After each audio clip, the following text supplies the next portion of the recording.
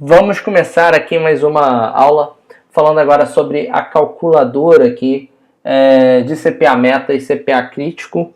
Acho que grande parte para quem tem um negócio B2B ou eventualmente trabalha com CPA como meta das campanhas, né? Grande parte da dificuldade é em definir qual é esse valor meta, enfim, saber de fato qual vai ser o valor que você vai trabalhar na tua campanha. A mensagem que eu quero deixar aqui hoje para você são duas a priori. Primeiro que esse CPA ele vai muito além de um cálculo de marketing. Então, se você é responsável pelo marketing na sua empresa, entenda que isso aqui é mais complexo do que simplesmente metas de marketing. Isso tem que ser feito dentro do financeiro da empresa.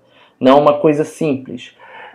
Definir a meta errada pode fazer que o seu negócio simplesmente não cresça e você acabe culpando todo mundo em sua volta, menos o que deveria culpar, que é a sua meta. Vou te dar um exemplo.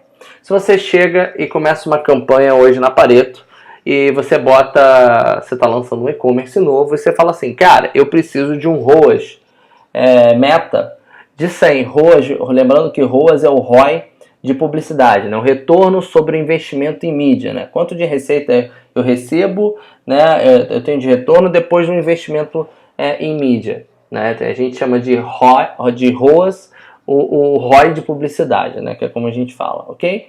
Mas vamos lá. Digamos que você comece uma campanha, você chega pra gente e fala assim, eu preciso de um ROAS de 100. Se você nunca fez campanha, se você está começando, a chance de você ter um ROAS de 100 é quase nula. E ainda que a gente leve o seu negócio lá para um ROAS de 100, a cada R$1 que você gaste, você ter 100 vezes esse retorno, você não vai conseguir fazer isso com um investimento muito alto. Talvez a gente até consiga fazer investindo 100, 500, 200, 300 reais. Mas você expandir uma empresa com ROAS tão alto desse é absurdamente impossível. Então, você entende o que eu quero dizer? Você entende essa pegada?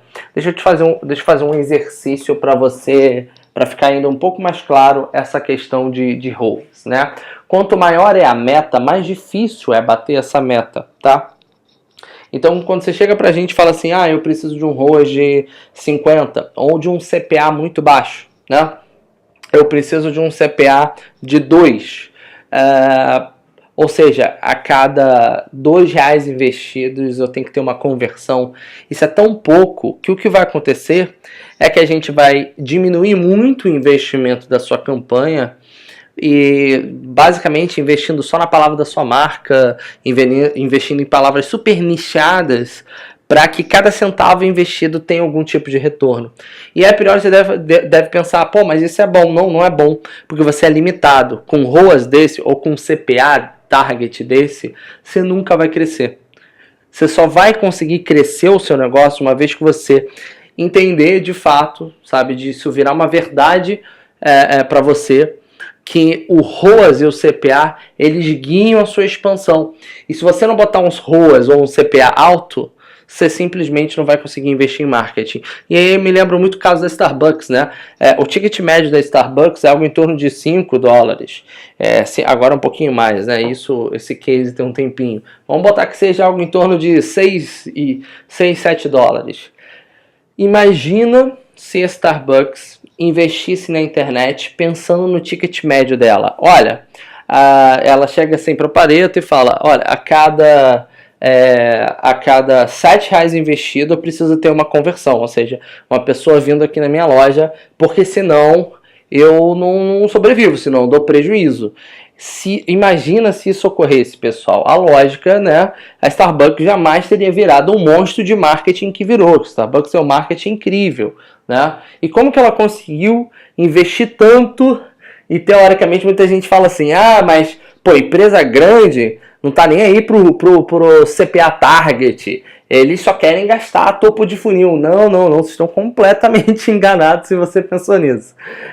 Na verdade, o cálculo do CPA target, no caso da Starbucks, é feito em cima do lifetime value e não do ticket médio. Então, ao invés da Starbucks pensar na uma venda que ela vai ter com aquele cliente, ela pensa assim, esse cliente vem 7 vezes por mês, 3 vezes por mês aqui na Starbucks, por tantos anos. Ela pensa o lifetime value daquele cliente para ela, pega um percentual desse lifetime value e reaplica no marketing. Então, o CPA target dela é inerentemente muito mais alto do que se ela considerasse o ticket médio. Então aqui eu vou te dar um exemplo. Olha que interessante. A gente tem um cliente, imagina que a gente fosse fazer só no CPA, se bem que aqui eu tenho... Isso aqui é só um CPA, tá? Então você tem uma taxa de conversão, vou até botar os mesmos detalhes. Você tem uma taxa de conversão de usuário para lead de 5%, tá? Você tem um CPC médio de R$3. São mercado um pouco mais caro, você tem um CPC médio de R$3. Você está investindo R$4.000. Vamos botar aqui. R$4.000. A taxa de conversão de lead para SQL, ou seja, lead qualificada para venda, né? Sales Qualified Lead, é de 25%. E a de lead qualificada para venda é de 10%. Vamos botar aqui, 10%. Se a sua margem do seu negócio for de 35%, tá? E seu ticket médio de 1.500, vou seguir ali, e você estiver disposto a reinvestir, né, ter uma taxa de reinvestimento de 30%, qual é o teu CPA recomendado? Olha que interessante, nesse caso eu tenho o total dividido por vendas. Eu não vou nem dividir o total por vendas, não. Eu vou fazer igual eu fiz aqui no Lifetime Value, né? Que eu divido... Opa, peraí. É porque aqui não dá pra ver, né? Eu pego P28, B28 e divido, multiplico por M16. M16, perfeito. O lucro por cliente, maravilha. E divido por K9. K9 a gente tem, legal, o nosso lead. Eu vou fazer a mesma coisa aqui, ao invés de dividir por venda, eu vou dividir por lead, só para vocês terem uma ideia, tá bom? Dividindo aqui por lead, eu teria um total de menos 14,1. Por que menos 14,1? Porque foi negativo. Nesse caso, não está valendo a pena investir. Eu estou tendo prejuízo. Digamos que eu aumente a taxa de conversão para 25%. Ainda assim eu continuo. Aqui eu vou aumentar para 35%. Ainda assim eu continuo. Aqui eu vou aumentar para 7%. Vamos ver? Opa! Conseguimos passar para o positivo. Eu vou botar um ticket médio de R$2.000. Legal. Estamos lá. Ticket médio de R$2.000. E agora eu vou corrigir esses valores aqui no Lifetime Value. Vamos ver, pessoal. Olha que interessante. Passando aqui para o Lifetime Value, a gente tem R$2.000 de ticket médio. A gente tem um CPA 25, 35 e 25 agora, né? A gente considerou 35 e 25. E a gente considerou uma taxa de conversão inicial de 7%. São taxas altas, tá? Mas só para você ver como a taxa de conversão do teu site, às vezes, ela vai ser crítica para você poder investir, para você ter um CPA meta, tá? Às vezes a tua taxa de conversão é tão baixa que você espreme o teu CPA errado, quando você deveria estar alargando o teu CPA e fazendo um teste AB para melhorar a sua taxa de conversão. Então tem erros inerentes ao processo aí, assim, quase todos os clientes que a gente pega tem erros de cima a baixo. Quando a gente pegou esse cliente aqui, por exemplo, essa situação, esse cliente estava tendo 5,5 de CPA recomendado, tá? Enquanto se ele usasse o Lifetime Value, ele teria de 15 a 30 reais. Ou seja, ele teria 3 a 6 vezes o valor do CPA. O que significa isso? Se eu tenho um CPA na campanha, se eu posso gastar numa, a cada 5 reais eu tenho que ter uma venda, noutra, a cada 30 reais eu tenho que ter uma venda, o que eu vou ter? Eu vou ter espaço para investir mais. E com espaço para investir mais, eu vou explorar novos públicos, eu vou deixar de explorar marca para explorar produto e mercado. Então a gente vai descer naquele triângulo de marca, produto, mercado e a gente vai começar a expandir a campanha tendo resultados mais robustos. É impossível você crescer uma campanha com CPA super baixo ou ROAS super alto. Você tem que conseguir aumentar. E é por isso que a gente trabalha muito com a filosofia do CPA crítico e do ROAS crítico, né? Vou te dar um exemplo. Digamos que no mês o resultado, isso acontece, essa sazonalidade é muito comum, o resultado não esteja bom, o ROAS esteja baixo e seu custo também esteja baixo. Então a gente não está gastando tanto quanto a gente gostaria de gastar para bater a meta de custo e também não está conseguindo bater a meta de receita. Pergunta: o que você gostaria de fazer, que a gente tentasse bater? A meta de custo ou a meta de ROAS? Porque se seu objetivo for bater, o seu objetivo final for bater a meta de ROAS, o que a gente vai fazer? A gente vai enxugar ainda mais a campanha naquele mês, vai gastar muito menos do que a meta para bater a meta de ROAS. Porque ela é assim, a coisa mais importante que tem na tua campanha. Por exemplo, se for isso. Agora, eu tenho um cliente que a meta mais importante dele é a meta de custo. E aí, esse tipo de cliente, a gente trabalha muito com ROAS crítico. Ele chega pra gente e fala: olha, tudo bem, o mês está ruim, mas eu tenho que gastar o dinheiro da campanha. Porque cada pessoa que entra no meu site, ainda que não converta, é uma exposição que eu tenho da marca, e principalmente eu tenho metas de usuários no meu site, eu tenho meta de impacto da minha marca, eu tenho outros tipos de meta. Então não basta só eu trazer, sei lá, 10 usuários e ter uma venda e ter um ROAS bom. Eu não quero isso, eu quero ter ROAS, mas se eu não puder ter ROAS, esse investimento mínimo eu quero fazer. É o mínimo que eu quero fazer todo mês. Tá? Então ele prefere bater a meta de custo. São perfis muito diferentes de clientes. Deixa eu te passar uma outra ideia. Digamos que no mês a gente está gastando bastante, está gastando bem e o resultado está vindo super bem. A tua receita está enorme, está crescendo. Só que o ROAS não está tão bom. O ROAS está abaixo do ROAS meta. Pergunta: esse mês que as vendas estão incríveis, eu sacrifico o volume de vendas para diminuir o custo, diminuindo o alcance da campanha, para eu conseguir bater o teu ROAS meta, ou eu aproveito que o mês está bom de venda, abro a torneira ali da venda, deixo a venda acontecer e admito que o ROAS vai ficar abaixo da meta. Se eu admito que o ROAS vai ficar abaixo da meta, qual é o ROAS crítico? Qual é o valor para o teu negócio do ROAS que até lá você aguenta? Cara, meu ROAS ideal, meta é 10. Mas se o mês, cara, estiver muito bom ou estiver super complicado, eu aceito até um ROAS de 4, de 3. Então, assim, esse ROAS crítico versus ROAS ideal é importantíssimo para o software conseguir trabalhar e atingir os seus objetivos. E é super análogo ao CPA. Ricardo, eu tenho um CPA de 15, mas eventualmente, se o mês estiver muito bom ou muito complicado, que são sempre os extremos, você pode chegar até um CPA de 30, tá? Então, por que acontece isso? Por exemplo, no mês a gente está gerando lead pra caramba, tá vindo muita lead qualificada, só que o CPA não tá bom. O CPA, a meta é de 15, o CPA atual tá de 22, por exemplo. Qual é o padrão de operação do algoritmo em cima disso? É diminuir esse CPA. Para eu diminuir o custo por conversão, por aquisição, o que eu vou fazer? Enxugar a campanha. Se eu enxugar a campanha, eu vou perder volume. Ou seja, eu sacrifico o volume de leads para bater a meta de CPA. E tem muito cliente que não quer isso. Ele fala assim: cara, eventualmente eu admito um CPA pior, mas aproveita a sazonalidade, aproveita o momento e traz o maior volume de lead possível. E aí, nesse caso, mais uma vez, o CPA meta versus o CPA crítico é importantíssimo. Bom, na calculadora de CPA meta e crítico pelo seu Lifetime Value, a gente tem a taxa de conversão de usuários em leads no seu site, a gente tem um custo por clique médio, a gente tem um volume de investimento que você vai fazer, e aí a gente começa a fazer a ideia do teu funil, né? De visitantes nós transformamos 7% em lead. Dessas leads, quantos nós tivemos de leads qualificadas mesmo para o negócio? 33. A gente botou aí com um pouquinho mais de 1/3, né? E aí uma coisa importantíssima que você precisa entender é que não tem como você crescer a sua base sem crescer também a tua base de leads não qualificados. É quase que uma realidade, assim. Para crescer leads, você vai crescer também leads desqualificados. Isso é natural, tá?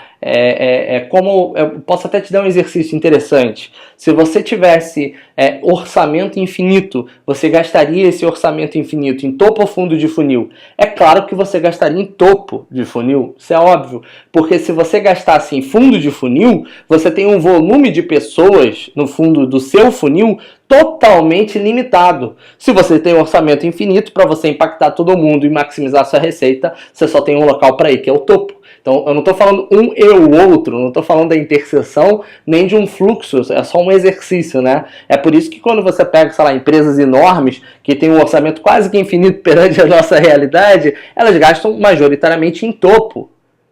Porque, primeiro, para elas, no caso, também é mais simples, tem um desafio intelectual aí também, mas não é só isso não, pessoal. Quando você faz topo, você acaba fazendo um pouco de tudo, tá bom? E lógico que você não tem limite em volume de pessoas, você tem todas as pessoas ali dentro daquele conjunto, né? Diferente de você investir em fundo, né? E isso é lógico num exercício um exercício apenas para a gente fazer um exercício matemático aqui.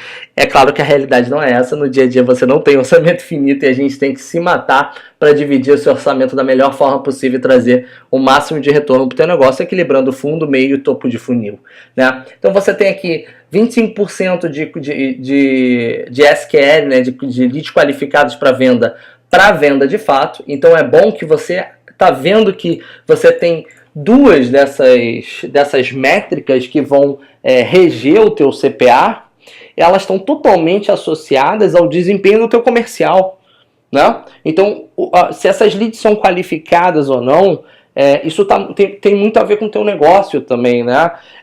Tem empresa, eu conheço muita empresa que faz um funil de vendas tão fechadinho, tão amarrado, e que acaba desperdiçando muita oportunidade. Muita gente que a pessoa fala assim, mas esse cara não é o nosso público-alvo, esse cara não é o ideal, então a gente não vai trabalhar com ele. E quando você às vezes está morrendo, está precisando de dinheiro e precisa vender. Então assim, às vezes abrir pequenos produtos de front-end que a gente chama, para aproveitar demandas que até então seriam tidas como desqualificadas, pode ser uma coisa interessante. Vou te dar um exemplo. Aqui na Pareto a gente recebe muita demanda de empresas que ainda não investem, muito, startups, empresas às vezes grandes, mas que não começaram nesse universo de realmente investir investir em links patrocinados. E até, sei lá, um ano atrás, a gente não trabalhava com esse tipo de cliente, a gente só trabalhava com clientes que tinham conversões já no histórico. E o que a gente falou? Cara, eu vou pegar lá um volume de 50, 100 empresas que estão entrando em contato com a gente todo mês e que ainda não investem, e vou descartar essas pessoas e vou assumir essas pessoas como desqualificadas, ou eu posso criar um produto para trabalhar com essas pessoas e pensar com essas pessoas no longo prazo. E é isso que a gente faz. Né? E aí a gente começou a pegar essa demanda também. É a mesma coisa que você pegar no Starbucks. Imagina se o Starbucks só tivesse produto ali de 17, 20 reais. Não é isso que acontece. Você pedir um americano lá, que é um shotzinho de expresso com água, você tem um café de 3 reais, de 4,50, um copão, entendeu? Então, assim, você dentro da Starbucks, que é extremamente cara como café, você tem produtos muito baratos, quer dizer, até baratos não é tão barato assim, mas ok, se a gente pegar um litro de café é caro, ok? Mas eu estou falando, você tem produtos acessíveis para qualquer tipo de pessoa e produtos que você vê que são um pouco mais caros, que são para outras pessoas. Então pensa também que, só para deixar bem claro, que às vezes esse volume de pessoas desqualificadas não são tão desqualificados. Eu conheço muita gente que chega assim e fala, aí o meu comercial ligou e a pessoa não atendeu, ou seja, mais uma lead desqualificada. Aí eu te deixo uma pergunta, quanto tempo o seu comercial demorou para ligar para essa pessoa? Sabia que você consegue aumentar mais de 300% a sua taxa de conversão se você ligar nos primeiros 60 segundos para a hora que a pessoa abriu, mandou uma lead para você? Você sabia disso? Então, assim, o tempo que seu comercial demora para entrar em contato, você está automaticamente falando que aquelas leads são desqualificadas, porque muitas vezes você não conseguiu uma resposta, mas é porque demorou demais para entrar em contato, perdeu um time, ou entrou em contato da forma errada, ou fez as perguntas erradas, ou, assim, conclusão, o teu comercial vai impactar muito nessa taxa de conversão. Então trabalhe por perto. Controle isso, entenda bem esse processo. E também na taxa de conclusão de vendas, é óbvio, não tem como nessa taxa de closer, que é a quantidade de leads qualificadas para venda, né? Bom, por fim a gente tem o ticket médio, né, que é o valor de venda mensal, o quanto tempo você tem de retenção. E olha como a retenção impacta, pessoal. Se o meu cliente passa comigo 30 meses, o meu CPA já foi para 73, já foi para 147, já foi lá para o alto, meu CPA cresceu pra caramba. Então você entende, você consegue entender claramente que o tempo que o teu cliente vai passar contigo, ele vai impactar no seu, no seu CPA target. E aí, mais uma vez, você entende que a qualidade da sua empresa está ligada à qualidade da campanha. Se você tem uma empresa que você retém o teu cliente por 2 meses, você não vai conseguir crescer sua campanha. Você não vai, porque você vai estar com o CPA super limitado. Então entenda que a qualidade da tua campanha depende completamente da qualidade da tua empresa. A tua retenção é crítica nesse processo, tá? E aí você também tem a taxa de retenção desses clientes em percentual, né, em relação aos 30 meses aí que eu botei. Uma taxa de desconto que é fixa, então pode ignorar. E por fim, tua taxa de reinvestimento. Quanto que eu estou disposto a reinvestir desse dinheiro que eu vou ganhar no Lifetime Value? 30, 20, 50, 100%? Se eu estou disposto a reinvestir 100%, meu CPA vai para 245. E aí o único problema que você pode ter é um probleminha de caixa, né? Porque você está disposto a reinvestir um valor que você ainda não recebeu, que ele está sendo baseado no Lifetime Value do cliente. O Lifetime Value é projetado para frente e obviamente você ainda não tem esse valor, tá bom? Espero que você tenha gostado da ideia. Essa calculadora do CPA feita a partir do Lifetime Value vai estar aberta para vocês podem trabalhar nela, tá?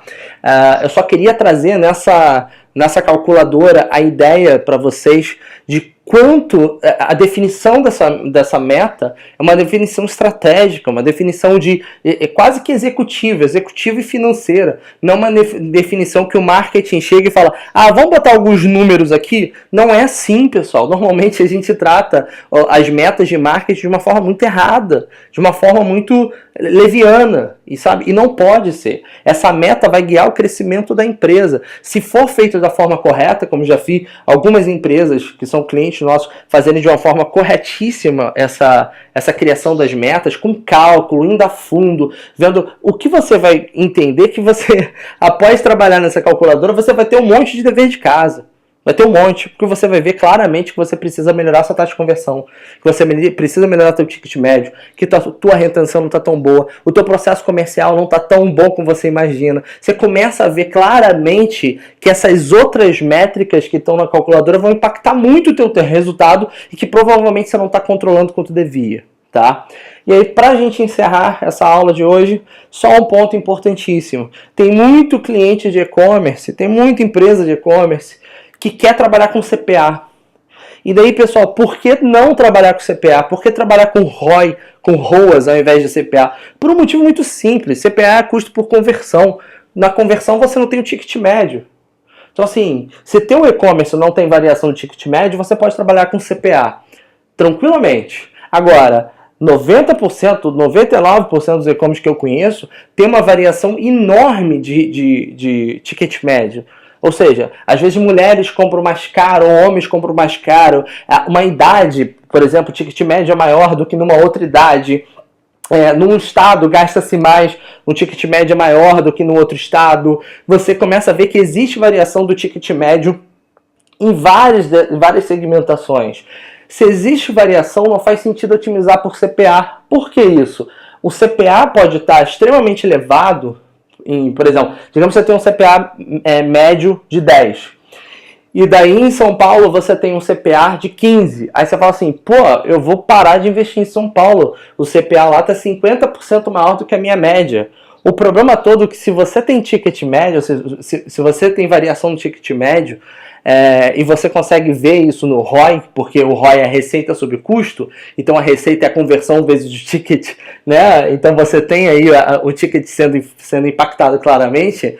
Você consegue ver às vezes que apesar de ser 15 o CPA em São Paulo, o ROI médio da campanha, que é 5, em São Paulo é de 30. Ou seja, o valor gasto em São Paulo, o ticket médio em São Paulo é muito mais alto que o ticket médio da campanha como um todo. Então é óbvio que você não cortaria São Paulo, pelo contrário, você começaria a investir cada vez mais em São Paulo. Então, quem tem e-commerce, tem variação de ticket médio e trabalha com CPA, sabe que está fazendo uma besteira sem fim. Não faça isso. A não ser que tenha razões técnicas ou matemáticas que a gente não tenha falado aqui que faça sentido, mas o ideal é sempre trabalhar em cima de CPA, tá bom? E aí é claro que tem alguns e-commerce que não tem variação de ticket médio, que trabalha com um produto, com um pacote, e aí logicamente faz todo sentido trabalhar com o CPA, tá bom? Essa é a mensagem que eu gostaria de passar para vocês. Espero que vocês tenham gostado. Qualquer dúvida, só mandar uma mensagem pra gente. Um abraço, tchau, tchau.